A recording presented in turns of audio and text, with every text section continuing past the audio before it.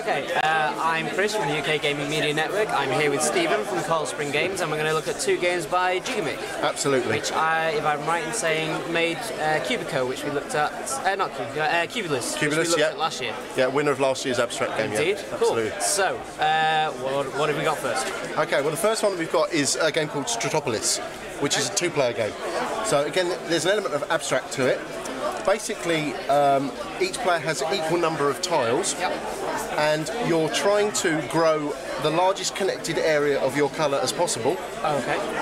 And at the end of the game, when all of the tiles have been placed, your area, the largest area, is counted, but to make it different, it's also multiplied by the highest point in your area. Oh, so you can build in multiple layers? Yeah, exactly. Okay, right. So, you will see on the tiles here, the tiles have a 1 or a 2 on the back of them. Yeah. So, those are for player 1, those are for player 2. Oh, okay, right. Okay? Cool. So with player 1, they are the red colour, and their tiles will be predominantly red, with some neutral, the black, and occasionally a flash of the opponent's colour green. Okay.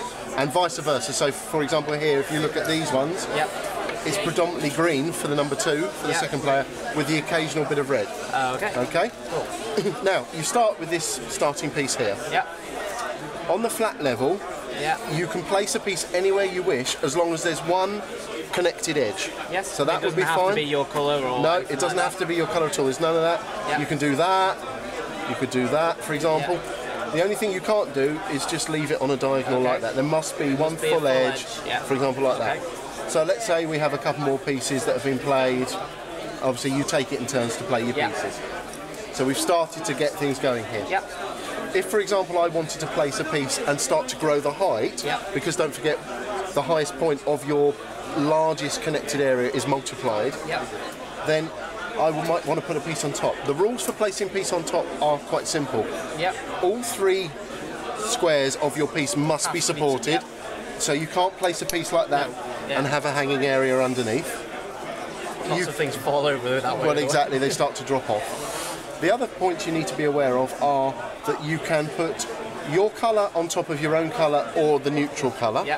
Or for example, if I was using this piece here, I can put neutral on top of my colour. The only thing you cannot do is put your colour on top of your opponent's. So if I'm green, for example, I could do that, because I'm putting green and green on top of green and red on top of red. Or I could do this, so I'm putting red on top of neutral.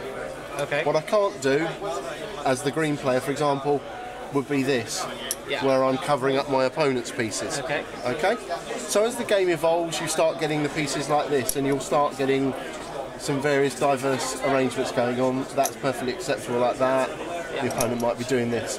So when you finish the game and you have 20 pieces each, you'll end up with, try and make sure I don't break the rules. There we go. Now the reds haven't got a very good area at the moment.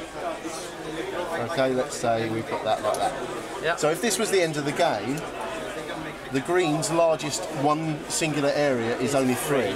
Okay, and it's 2 high, so that's 6. The red's is 4, but it's only 1 high, so 4 times 1 is 4. So actually, despite a smaller area, the greens will win. Now, you've got 20 pieces each in this, so you'll have an area like this, and you might be 5, 6, 7, 8 deep. But it's about looking at how to break up your opponent's area and not be too spread out yourself. And it's just a very clever game because it's on more than one dimension. It kind of requires that thought process. You have to think about it. So it's a great little game. You have the rules, as always with Gigamic. One of the things I love about Gigamic's games is their rules are always very straightforward. So it's just on one page. Just this one page. Exactly. What's your contents? How do you set the game up? What are you trying to achieve? How does it end? Okay. And whilst the book's quite thick here, you've just got every other language you could want. And obviously it's language independent, the pieces. Exactly. So, cool. And some nice simple graphics at the bottom here about what you can and cannot do. So it relates to these Lego. It does. I love it. I mean, it's simple again, and Gigamic have always been known for beautiful wooden games. And now they've moved into a slightly diverse area, but again, they've taken that kind of attitude to the quality and being that bit different into this, and it's just beautifully made.